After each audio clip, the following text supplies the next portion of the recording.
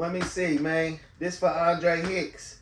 It's a lot of mystery, a lot of secrets surrounding his death, man. And being that, he lived and developed his style in Sacramento, was highly influenced by us, it's only right we share, our truths and how we knew Mac Dre and what happened and what people living out.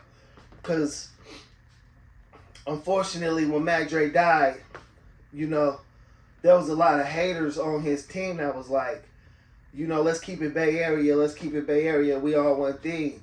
But Mac Dre was on his own thing and is pushing the movement itself. And he was in Sacramento, right? Doing his thing. And anybody know, man, Sacramento always been a fun place, especially if you're from the Bay, you don't gang bang, a place you can get away. It's a lot of clubs.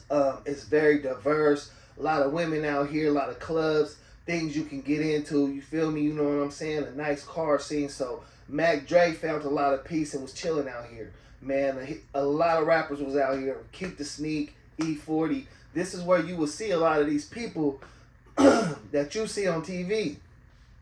We would see them every day. But, just like any city you in, you got to show your respect to the niggas whose house it is. And that's how we developed a relationship with Mac Dre. Mac Dre, I would see come out the trap spot and Mac Dre be buying some pills from us or hanging out, smoking a blunt, something like that. Just, shooting the shit, us doing our thing. I say that to say, you feel me, he linked with a couple niggas from G Parkway. You know what I'm saying? And one of my partners named Bad from Meadowview.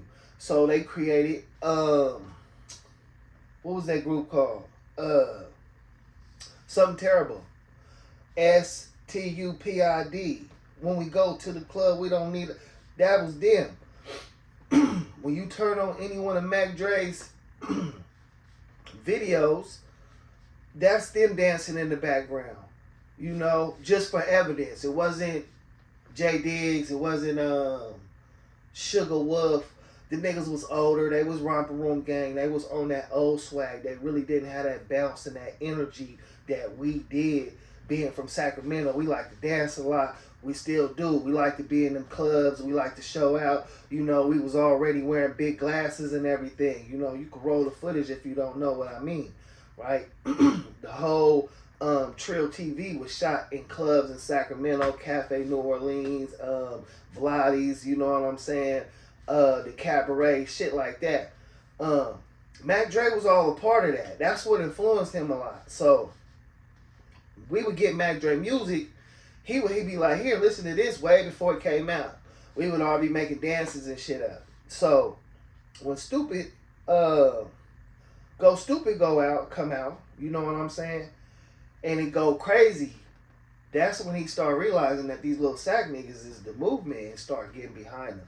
But, his niggas from the Bay seen him blowing up and was like, bro, you should be fucking with us. But if you notice and look around, you don't see them really on the projects with Mac Dre. They really ran off with this after he died. Now let's get into that.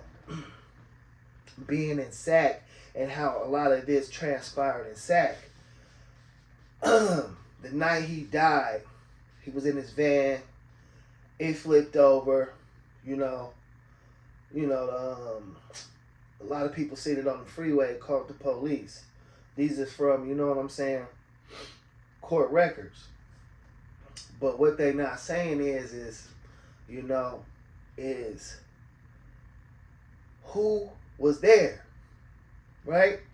Because I'm going to keep it real. We roll with Mac Dre as an entourage, and not only, was we, part of the swag and the energy, but we was security a lot of times to make sure he was cool.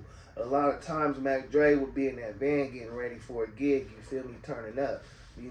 I was at a few of his shows when he had to get his stomach pumped, You could say we sold him his pills and gave him his weed and shit, So we knew a lot of his habits and the things he did. One thing about Mac Dre that stood out the most was he was an amazing businessman.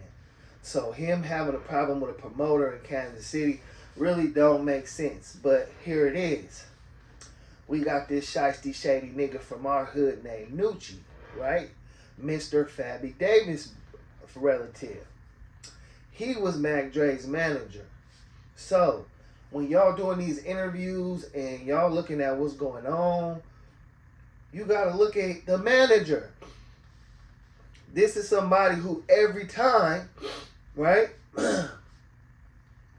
has to make your itinerary, set everything up. The main job as a manager is to handle all the business so the artist can do his thing. So when it's a contract dispute, manager handles that, not Mac Dre. Mac Dre ain't gonna be arguing with no promoters and stuff. So, little background about Mac Dre. Mac Dre was so popular at the time, he would do like 3-4 shows a day. Right? Have us in the crowd, you feel me, rapping his songs while, you know what I'm saying, he on drugs and shit. Right? He had a routine. I say that to say, he was doing multiple shows, and somebody would have to go manage the money, go pick up the money. They would send the first cut. Then when you get there, you have your manager pick everything else, check everything else, make sure everything's to your liking. Bam. His manager was Nucci. Nucci was there that night, and this ain't nothing I ain't said to Nucci to his face before, right?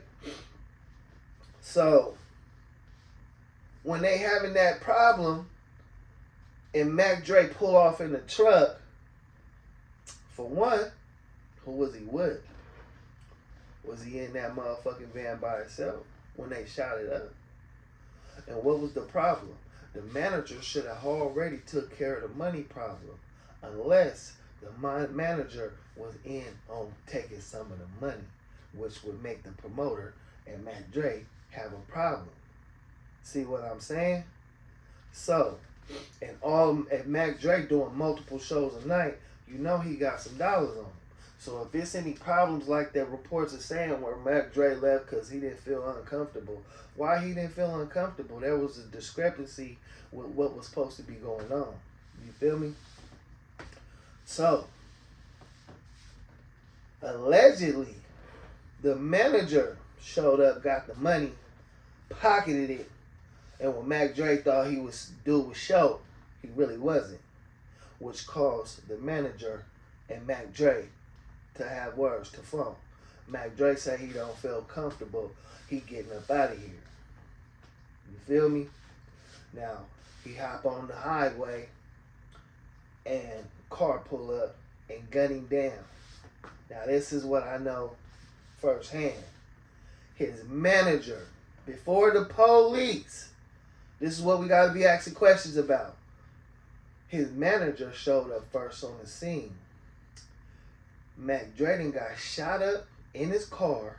He got bullets in him. This supposed to be a homie too, though. Nucci showed up first on the scene. Mac Dre done got ejected from his car and shot up. You feel me? When they shot up the car he was driving in. Nucci the first nigga on the scene, even before the police show up, his manager. Take his chains and his jewelry off. No, whatever else Mac Dre had on him. You feel me? And disappeared before the cops came. You see what I'm saying? And the reason why he said he did it was because he didn't want no niggas to take his shit, his jewelry. Supposedly he gave it back to the family because the niggas got on his head about it. But what else did he take? What type of niggas show up right after the first, right when your homeboy get killed and you not just discombobulated? Especially a nigga like me, I'ma flip out and try to tear something up. Especially if I know something going on and shit. You the last nigga, you the manager.